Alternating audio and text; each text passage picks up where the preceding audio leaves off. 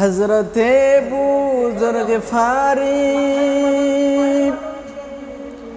হযরতে বুজর গফারি খাদমে খৈরুল বশর, खिदमतों में जिंदगी भर ना बनाया अपना घर। হযরত আবু যর গফারি রাদিয়াল্লাহু তাআলা আনহু বিশ্ব নবীর একজন খাদিম ছিলেন, প্রিয় সাহাবী ছিলেন। তিনি বিশ্ব নবীর খেদমত করতে করতে নিজের জন্য একটা ঘর পর্যন্ত বানানোর সময় সুযোগ পান নাই। এত বড় সাহাবী তিনি। উনাকে আকাশের সব ফেরেশতারা চিনত। হযরত জিবরাইল আলাইহিস সালাতু ওয়াস সালাম একদিন বিশ্ব নবীকে এসে বলছেন, ইয়া রাসূলুল্লাহ, ওই যে দেখেন আপনার আবু যর গফারি চাদর মুড়ে দিয়ে হেঁটে হেঁটে যাচ্ছেন। বিশ্ব নবী বলেন, জিবরাইল তুমি কেমনে চিনলা? জিবরাইল আলাইহিস সালাতু ওয়াস সালাম তিনি বললেন, ইয়া রাসূলুল্লাহ, আপনার আবু যরকে শুধু আমি জিবরাইল নয়, আপনার আবু যরকে আকাশের সব ফেরেশতারা চিনে। সুবহানাল্লাহ, সুবহানাল্লাহ। বিশ্ব নবী বললেন, ও জিবরাইল, তুমি কেমনে আমার আবু যরকে চিনলা?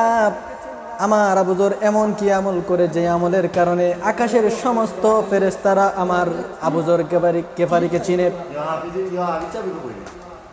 হযরত জিবরাইল আলাইহিস সালাতু ওয়াস সালাম ডাক দিয়ে বলেন, ইয়া রাসূলুল্লাহ, ইয়া হাবিবাল্লাহ, আপনার আবু যরকে দুইটা কারণে, দুইটা আমল করার কারণে আকাশের সব ফেরেশতারা আবু যর গফারিকে ভালো করে চিনে।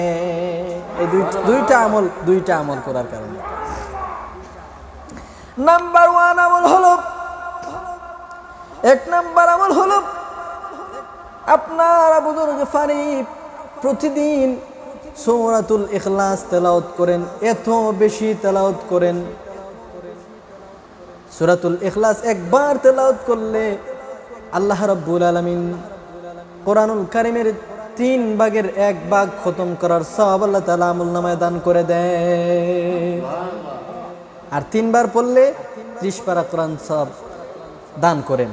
আপনার আবু যর গফারি প্রতিদিন এত বেশি কোরআন তেলাওয়াত, এত বেশি সূরাতুল ইখলাস তেলাওয়াত করতেন, আর ওনার আমলনামায় এত বেশি সওয়াব দান হয়েছে যা দুনিয়ার কোনো মানুষের আমলনামায় আর এত সওয়াব নাই। আর 2 নম্বর আমল হচ্ছে আপনার আবু যর গফারি পৃথিবীর বুকে নিজেকে এত বেশি ছোট মনে করতেন, তিনি বলতেন, আল্লাহ যদি জাহান্নামের ভিতরে যদি কোনো মানুষকে দেওয়ার জন্য বানায়া রাখে, তাহলে মনে হয় আমি আবু যর গফারিকে আল্লাহ বানাইছে। নিজেকে এত বেশি ছোট মনে করতেন তিনি।